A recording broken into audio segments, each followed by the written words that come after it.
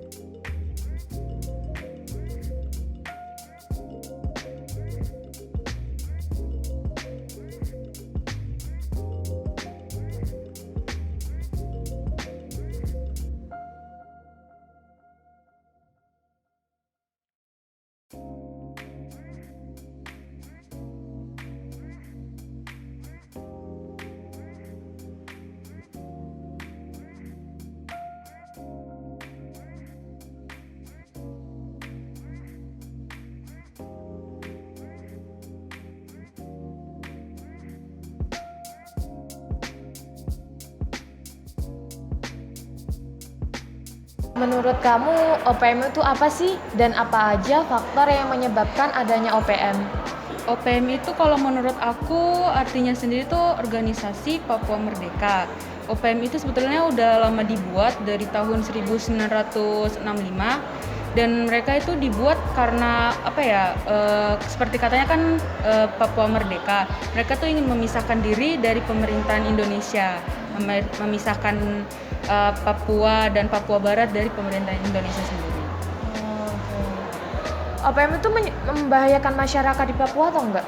Kalau di menurut aku iya, soalnya waktu lagi maraknya OPM itu kan ada tuh yang OPM-nya tuh kayak gimana ya? Mereka tuh bersembunyi di bawah kata OPM, tapi sebenarnya mereka bukan OPM. Oh, iya. Mereka tuh menyerang dan sampai menyerang ini sendiri, warga asli Papua sendiri, sampai gimana ya, warganya sendiri tuh kayak rumahnya dibakar, sampai ada yang kayak gitu. Oh, serem ya. Menurut kamu upaya aparat negara buat berantas OPM itu apa aja? Dan udah berhasil apa belum? Kalau dibilang berhasil, udah berhasil. Karena di kabupaten aku sendiri mereka turun tangan, bagian Polresnya itu turun tangan untuk memberantaskan yang OPM yang bersembunyi di bawah nama OPM itu. Mereka selalu pergi ke hutan buat cari-cari persembunyian, dan udah beberapa sih yang mereka dapat, terus mereka bawa ke Polres dan berhasil. Pada pertanyaan pertama, dapat disimpulkan bahwa sebagian besar responden yang tak lain yaitu para mahasiswa menyetujui bahwa OPM merupakan sebuah gerakan Papua Merdeka. Pada pertanyaan kedua, menyatakan bagaimana OPM bisa terbentuk. Itu sebagian mahasiswa yang berjumlah 80% dari 50 responden menyetujui bahwa adanya OPM disebabkan oleh adanya ketidakadilan pemerintah.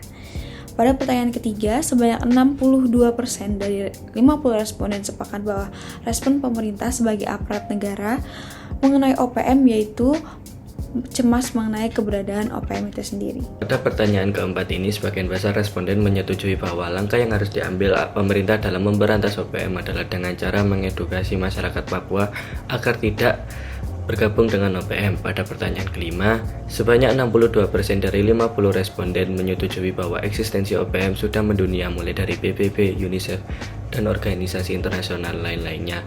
Pada pertanyaan keenam, sebanyak 78% dari 50 responden menyetujui bahwa pengaruh OPM terhadap keamanan masyarakat Papua dapat menimbulkan ketakutan, namun tidak bisa berbuat apa-apa. Pada pertanyaan ketujuh ini, sebesar 66% dari 50 responden menyetujui bahwa aparat negara bisa mendamaikan permasalahan internal, khususnya di daerah Papua. Namun, pasti terdapat banyak sekali kontra yang malah akan memperburuk keadaan. Pada pertanyaan ke-8 ini, sebanyak 66% dari 50 responden menyetujui bahwa OPM dapat berdampak pada bidang politik serta pada bidang pendidikan.